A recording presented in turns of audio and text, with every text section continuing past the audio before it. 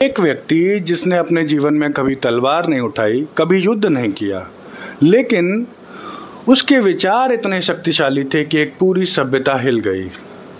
अंत में उसने अपने विचारों की कीमत जहर का प्याला पीकर चुकाई। क्या आपने कभी सुना है, the unexamined life is not worth living, यानी जीवन बिना जांचे परखे जीने योग्य नहीं है।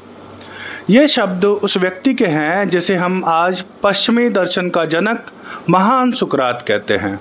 लेकिन ऐसा क्या कहा था सुकरात ने जो उन्हें मौत की सजा दे दी गई? आइए एक विचारक की, एक शिक्षक की और एक सत्य के साधक की इस कहानी को 2-3 मिनट में समझने की कोशिश करते हैं। यह बात 399 ईसा पूर्व की है। स्थान है एथेंस का न्यायालय। सुकरात पर 2 गंभीर आरोप लगाए गए थे, जिसके आधार पर उस पर इस न्यायालय में मुकदमा चल रहा था।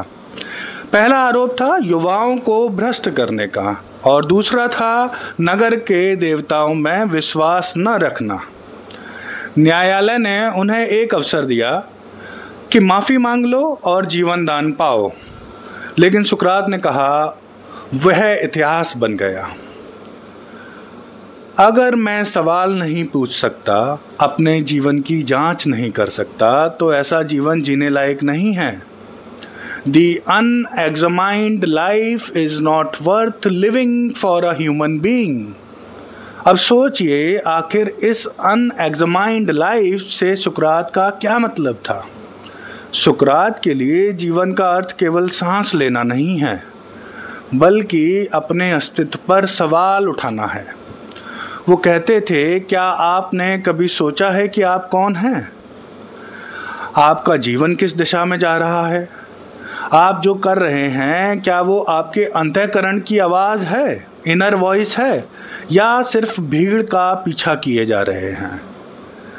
जिस जीवन में प्रश्न नहीं है, वहाँ चेतना भी तो नहीं है, वहाँ संवेदनाएं भी नहीं होती और शायद आत्मा भी कहीं सो जाती है। सुकरात ने केवल सवाल ही नहीं उठाए थे, उन्होंने इस काम के लिए एक विधि भी विकसित की थी, जिसे हम डायलॉजिकल मेथड या सोक्रेटिक मिडवाइफरी भी कहते हैं। इस विधि में वो युवाओं से संवाद करते थे, तर्क करते थे और उन्हें जीवन के विभिन्न विषयों पर सोचने पर मजबूर करते थे।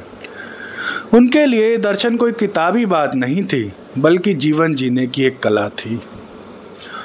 और यही वजह थी कि जब न्यायालय ने कहा माफ़ी मांगो, तो सुकरात ने कहा मैं चुप नहीं रह सकता। अगर मैंने प्रश्न पूछना ही बंद कर दिया, तो मैं अपनी आत्मा के साथ धोखा करूँगा। और इसीलिए उन्होंने मृत्यु को गले लगाना ज़्यादा बेहतर समझा। दोस्तों, ये विचार केवल ग्रीस तक सीमित नहीं थे। भारतीय दर्शन में भी यह विचार गहराई से मिलता है। उपनिषदों में कहा गया है, आत्मा वारे द्रष्टव्य, आत्मा को देखो, सुनो, विचार करो और उसे अनुभव करो।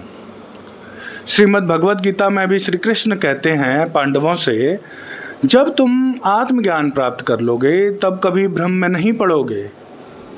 तो आज के समय में जब हम अपने जीवन के हर सवाल का जवाब गूगल से, पड़ोसियों से और चैट जीपीटी से मांगते दिखते हैं, सुकरात हमें याद दिलाते हैं, अपने भीतर झांकिए। तो दोस्तों, आज से हमें यह शुरुआत करनी चाहिए कि हर दिन हम खुद से सवाल पूछें कि मैं जो कर रहा हूँ, क्या वो मेरी आत्मा के, इनर वॉइस के अनुरूप है?